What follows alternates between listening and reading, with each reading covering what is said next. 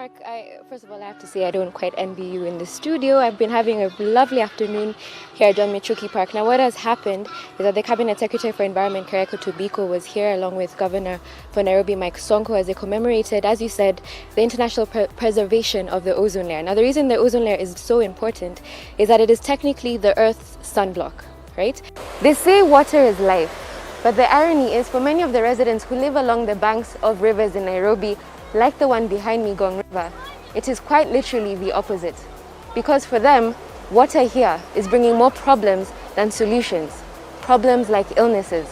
But the NMS say that they're here to create a permanent solution, and just so you know, you are part of it. Testing for COVID-19 is imperative in confirming symptoms and getting a timely diagnosis and treatment. So what exactly does the testing look like? Come with me.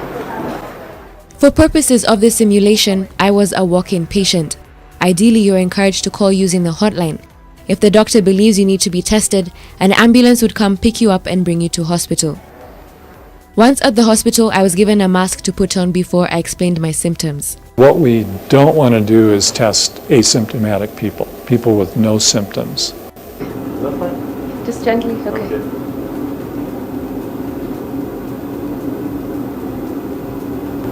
My sample will now be taken to the lab where it will take 1 or 2 days to get tested. Until then, I am advised to be in self-quarantine, which usually means isolating myself from most people and waiting until the lab results come out.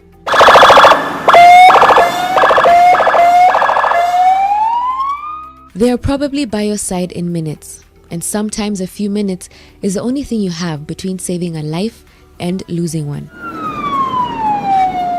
These are the people you hope would be able to help you at your time of need. So what does a glimpse into their life look like, especially during this COVID-19 pandemic? It all begins here at the Rescue.co Emergency Response Call Center. This is the network operating center where ambulance rescue teams from various organizations are contacted from in a model somewhat similar to taxi hailing apps. Here at one of their dispatch centers, Faith and her colleague are on standby for any emergency calls. This curfew, I've dealt with, let's say, 10 women. Okay.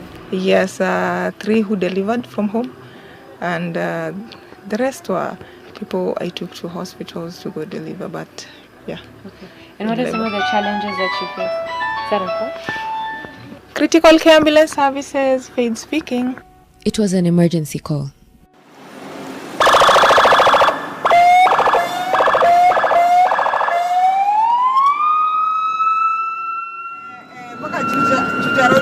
How many times have you gotten unsolicited messages and emails from people and you're not even sure how they got your contact? And how many times have you entered a building and been required to put in your private information before being given access to it? And how many times have you questioned where this data goes, who's responsible to keep it safe, and if you wanted to investigate, where do you start? Well, starting today, Kenyans have someone they can go to ask. In a bid to combat the COVID-19 pandemic, we're all being encouraged to stay in our homes. This includes children who are finding themselves increasingly using e-learning sites to study. But what if I told you that, other than the dangers lurking outside, there's one that could be potentially lurking in your home, on your phone or your computer, particularly when it comes to your children? In a series of tweets, the Directorate of Criminal Investigations, in collaboration with the Anti-Human Trafficking and Child Protection Unit, warned parents, guardians, and schools that they were seeing an increase in offenses against children online during this COVID-19. As has been clarified there by the State House spokesperson, plans are at advanced stages in preparing for the Madaraka Day celebrations. However, the call to make the right decisions is only growing louder. While the government has insisted that the COVID-19 containment protocols will be observed, medical experts are warning that Kenya risks going into a more lethal wave of COVID-19. Anita Nkonge spoke to experts and begins her report by setting the context with the India situation and what Kenya can learn from it. At the beginning of this year, India announced that it had managed to contain COVID-19 with a fifth of its districts reporting no new infections for a week. Its immunization campaign had by January covered 2.4 million people. Its aim was to vaccinate 300 million people by August 2021. By the end of January, the Asian country had recorded 10.7 million infections, as 153,847 people had succumbed to the disease. However, 1 month later, and the victory bells quickly turned into sirens for help. As at 29th May, India's COVID-19 infection tally stood at 27.7 million. In just 2 months between April and May, the country's healthcare systems have collapsed as it struggles to contain the country's second wave. The variant of the virus spreading was lethal and highly transmissible. And worse, it found the country having dwindling oxygen supplies, hardly any available hospital beds, and insufficient COVID-19 vaccines available. So how did India get here, and what lessons can Kenya learn from it?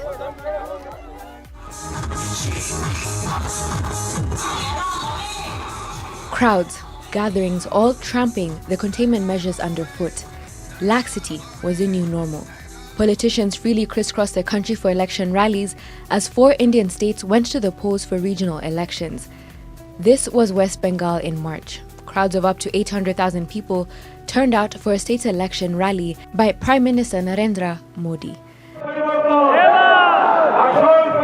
By April 1st, the state had recorded 6,519 new infections. But it didn't stop there. During the Kumbh Mela annual religious event in April, 3.5 million Indian devotees in the state of Uttarakhand took holy dips in the Ganges. Yes, there is some worry about the coronavirus, but it's important to take the bath. It's a vow. A certified super spreader event. Uttarakhand went from roughly 30 to 60 infections in February to 2,000 to 2,500 in April. That's more than a 4,000% increase in infections. But there's more. India knew very well, from last year that it was likely they were going to get this kind of wave. And there were calls in India, policymakers called on India to invest heavily on oxygen, to invest on vaccination. India actually holds one of the world's largest vaccine manufacturer, the Serum Institute of India. But by the beginning of this year, India had booked a mere 16 million vaccines from its own in-country manufacturer, whereas countries had booked in the excess of 400 million doses of vaccines. So India had not followed the advice of the policymakers. That's the Indian situation. Back home, the Ministry of Health has confirmed that there are currently 3 variants of concern circulating, namely the first one first identified in the United Kingdom, South Africa, and most recently, India. This classification basically depends on how, when a variant gets into you, do you end up with just mild disease alone and recover? Or do you end up with severe disease and recover? Or do you end up with severe disease and you die? What we know now is that we don't have any evidence that any of the variants we have that are, talked about have higher severity of disease. What we know is that most of them have a higher rate of infection, meaning they infect more people faster, which then results in more people infected, more people hospitalized, and more people die. On the 27th of May, the Ministry of Health confirmed that it had identified 28 people who had been infected with the variant first found in India through community transmission. This just days to the Madaraka Day celebrations on June 1st, which are set to be held in the Lakeside County. The ministry and the Kisumu government maintain that it is possible to do it without plunging into a wave. We had intended to have screens for public view of the event at the Jomo Kenyatta International Stadium, but those views and those venues are now decommissioned. The most important thing is to avoid any crowding. To avoid crowding in the streets, to avoid crowding in the markets, to avoid crowding in other social gatherings that can eventually portend ill for us. 3,000 people have been invited to the ceremony at the Jomo Kenyatta International Stadium, which has a 30,000 capacity. That is 10%, which is in line with the requirement of having a maximum of a third of the venue's sitting space. The public health measures are clear, and those public health measures say, 1, reduce crowding. So whatever measures the Kisumu government and the national government is going to take needs to take into consideration that they must reduce crowding. Not crowding only of the people inside the stadium, but also crowding of the citizens who want to be part of this celebration. Concerns are rife over how much the protocols will be adhered to. Just this month, ODM leader Raila Odinga was thronged by crowds as he accompanied Kisumu Governor Anyang' Nyong'o in inspecting the progress of the stadium in preparation for the June 1st event.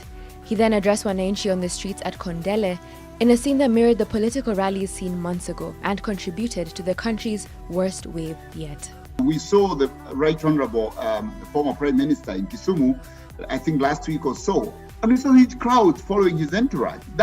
Those are the things we need to think about. What measures are there to avoid crowding, close contact, where the virus is likely to spread further, and then likely that we are going to end up with a surge of infections, a surge of hospitalizations, and a surge in death in Kisumu County and surrounding counties. Now that we are seeing that the Indian variant is in Kisumu, the Indian variant, Anita, the transmission is more faster than the Wuhan variant that started circulating at the beginning of the pandemic.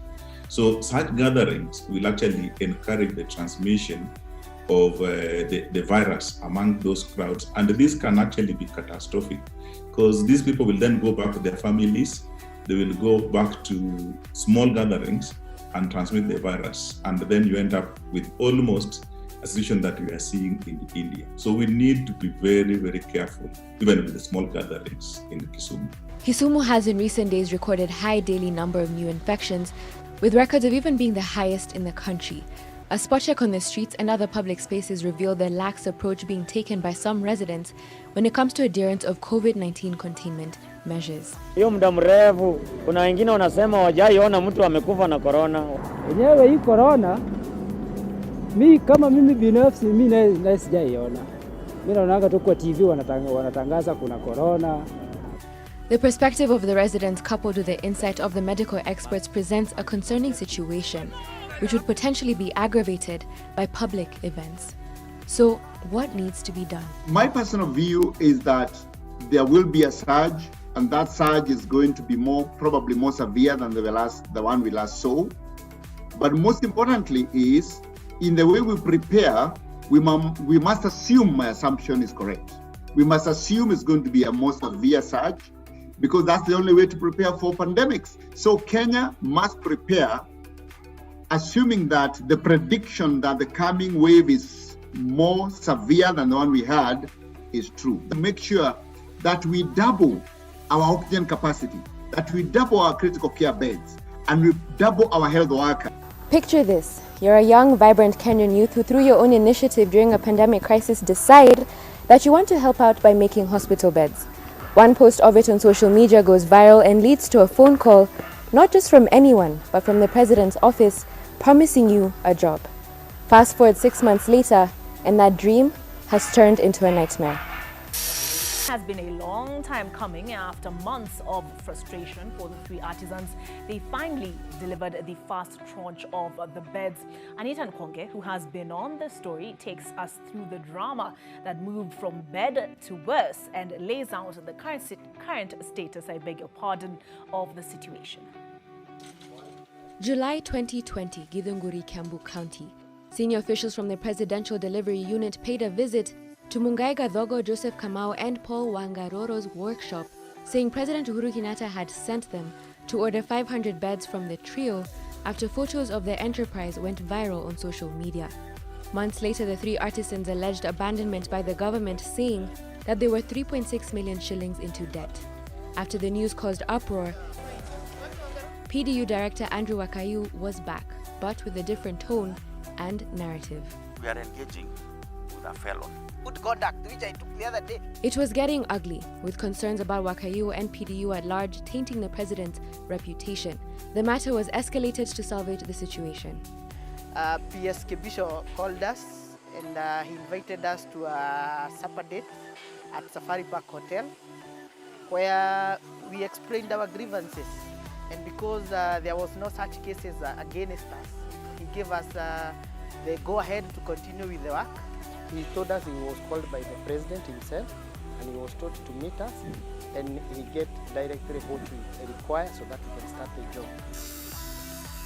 The trio says that on that night, Interior PS Karanja Kibicho paid off their money. A senior government official privy to the dealings and who sought anonymity told NTV that the process was mismanaged. Since then, there appears to have been a deliberate drive to rescue the situation. PDU was no longer handling the matter as it was escalated. PS Kibicho gave us a surprise visit to our workshop where we were making the beds, and we didn't expect him. He requested we make some adjustments. 8 months on, 170 beds were officially handed over to the government to then be distributed to various county hospitals. When they narrated to me their predicament, I decided that our training money in our budget as Ministry of Interior will now go to training these ones. And we made a decision as a ministry that we are going to support these young people to actualize making of the beds. Each county will get 10 of the beds and Nairobi County will receive 40. The remaining 330 beds are still being made.